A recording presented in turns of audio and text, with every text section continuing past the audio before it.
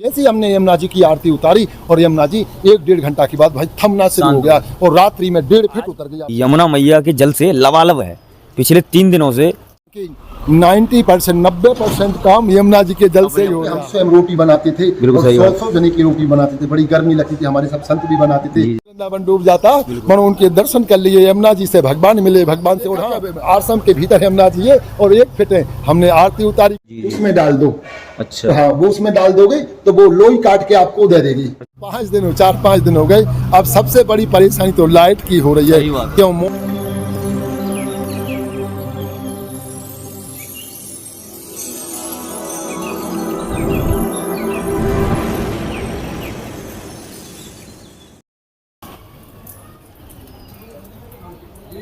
जय श्री राधे बोल गोवर्धन महाराज की है। तो दोस्तों, मैं आपको लगातार साधु संतों के श्रद्धालुओं के दर्शन कराता हूँ। मैं हूँ ब्रज क्षेत्र में, वृंदावन में परिक्रमा मार्ग देख रहे हैं आप कि ये है परिक्रमा मार्ग, जो आज यमुना मैया के जल से लबालब है। पिछले 3 दिनों से जो वृंदावन है वो पूरे यमुना मैया के अंदर समाया हुआ है। न यहाँ कोई इधर से आने की रास्ता है, न कोई जाने की रास्ता है। जो जहाँ है वहीं बना हुआ है। पिछले 3-4 दिनों से तो यहाँ बिजली की व्यवस्था भी थोड़ी ठप्प पड़ी हुई है। दोस्तों, मैं हूँ मोरकुटी पे, जो मुख्य महंत जी हैं हमारे साथ में हैं, त्यागी श्री परमेश्वर दास जी महाराज जी, जो कि महामंडलेश्वर भी हैं। तो उसी के साथ महाराज जी हमें बताएंगे जो वृंदावन है क्या इस बार कैसे देखा, कितने सालों बाद देखा ये यमुना का नज़ारा मैया का, और कितने आनंद आ रहे हैं। और जबकि मैं आपको थोड़ी सी वीडियो में भी दिखाऊंगा कि महाराज जी स्वयं स्नान कर रहे थे यमुना मैया में यहीं। तो जय श्री राधे महाराज। जय श्री राधे, जय श्री राधे। बोल वृंदावन बिहारी लाल की जय, यमुना पटरानी की, मोरकुटी हनुमान जी महाराज की। वास्तव में हम आप इस बात को सुनते थे कि ब्रजगोप गायें यमुना स्नान के लाने जाती है, यमुना जल लेने के लाने जाती थी। कब? द्वापर युग में।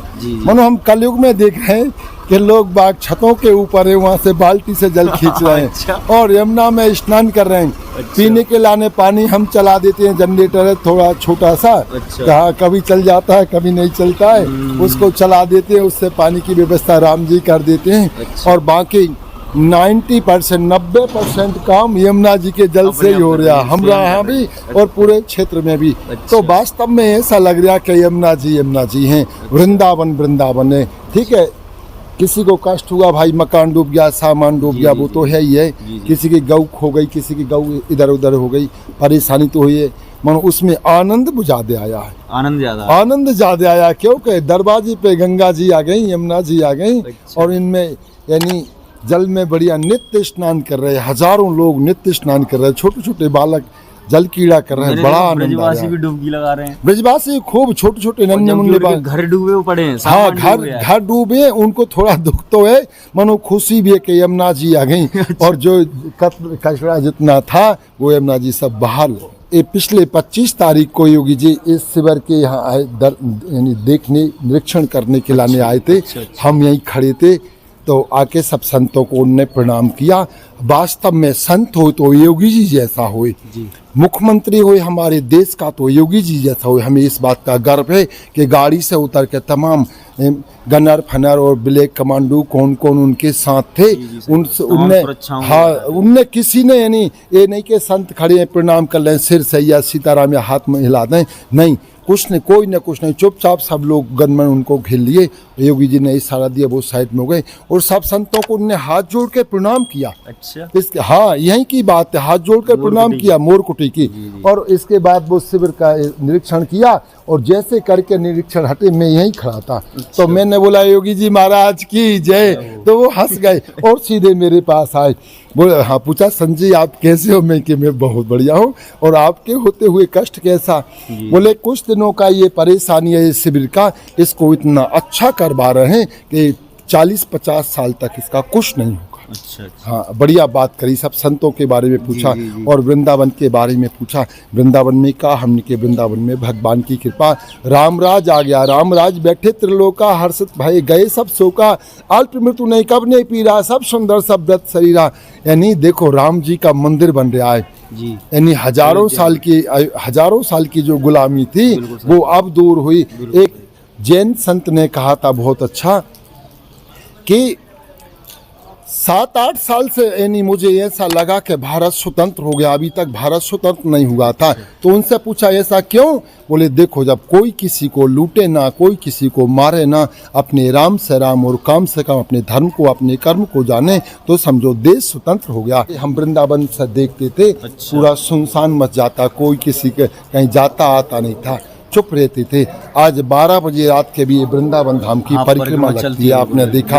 अरे 84 कोस की परिक्रमा चलती है, सारे रोड चलते हैं। मैं हिंदू, अरे ये राष्ट्र बचेगा तो हम बचेंगे, धर्म रहेगा तो राष्ट्र रहेगा, और राष्ट्र रहेगा तो हम रहेंगे। अगर धर्म नहीं रहेगा तो राष्ट्र नहीं बचेगा, और राष्ट्र नहीं बचेगा तो हम तुम। जी, कल जो ये जैसे मैं सुना, ये आपने भी बताया था मुझे कि यहाँ मोरकुटी में भी पानी आ गया था। हाँ, कल मोरकुटी के अंदर 1 फीट पानी था, मानो कोई दिक्कत वाली बात नहीं है। अच्छा, हाँ, ये हाँ ठीक है, ये तो बड़ी खुशी की बात है कि क्योंकि मोरकुटी में अंदर राम मंदिर बना है, हनुमान जी मंदिर बना है, कृष्ण मंदिर है। तो यमुना जी उनके दर्शन पार्सन तो नहीं कर पाया, पार्सन में तो यानी बहुत वृंदावन डूब जाता, मानो उनके दर्शन कर लिए, यमुना जी से भगवान मिले, भगवान से। और हाँ, प्रत्यक्ष बात है, कल हमने ठीक 12 बजे का समय था, हमने सब संतों से कहा पानी बढ़ता जा रहा है, और चलो हमने बाजार में इनको भेजा, हमारे शिष्य को, हरिओम दास पायलट को। हमने कहा जाओ, जो माता बहनों का सामान होता है, बिंदी है, बिछुआ है और चूड़ी है, वो सारी चीज़ लेके आओ,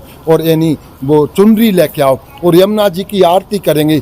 भैया सच्चाई बात है, ये सब लोग भी, और यमुना जी साक्षी हैं, तमाम लोग। हमने काजू किशमिश बादाम थाली में रखे, पैसा, एक गड्डी भी रखी, उसमें 10 के नोट थे, कुछ 20 के थे, जनता को, संतों को बांटने। और जैसे ही हमने यमुना जी की आरती उतारी, और यमुना जी 1-1.5 घंटा के बाद भाई थमना शुरू हो गया, और रात्रि में 1.5 फीट उतर गई। आप प्रत्यक्ष में देख लीजिए। अच्छा, हाँ जी, बिल्कुल मैं दिखा रहा हूँ, देख ही रहे हैं। अच्छा, ये परसों एक संत ने आके कही कि त्यागी जी, जब यमुना जी चढ़ती थी तो ये पानी घाट पे गोविंद दास जी एक सिद्ध संत रहते थे, वो यमुना जी की आरती उतारते थे, वो यमुना जी यानी कम हो जाती थी। तो उनने कहा हम भी उतारे, हम भूल गए। मानो कल जब हमने देखा कि आश्रम के भीतर यमुना जी है और 1 फीट है, हमने आरती उतारी कर, कल से पानी बंद हो गया। और हाँ, बढ़ना भी बंद हो गया, एकदम पानी घट गया, अब 1.5 फीट पानी घट गया। हाँ, नहीं काफी घटा है। हाँ जी, और हमने फिर सब संतों को 20-20 रुपए बांटे, और उन ब्रजवासी जो जा रहे थे उनको 10-10 रुपए बांटे, जो छोटी छोटी बच्चियाँ जाती उनको 10-10 रुपए, जो संत जा रहे थे ब्राह्मण उनको 20-20 रुपए, वो सब खुश हुए। थाली भर के काजू किशमिश बादाम खूब बांटी। हमने कहे हे यमुना जी, मैया का प्रसाद, हे मैया यमुना, अब जो हुआ सो हुआ, अच्छा हुआ, आप दरवाजे पे आगे मनो, अब आप कृपा करो कि अब यानी नहीं तो नुकसान हो जाएगा। हमने गेहूँ चना चावल भरे हैं, हम उनको कहाँ लेके जाएंगे, ये सब खराब हो जाएंगे। और मैया की ऐसी कृपा रही यमुना जी की कि जो रूम है ऊपर भीतर, उनमें सामान भरा, कुठार उसको बोला जाता है, उसकी देरी तक गई, देरी के भीतर नहीं गई। आज सब में आधे में गई।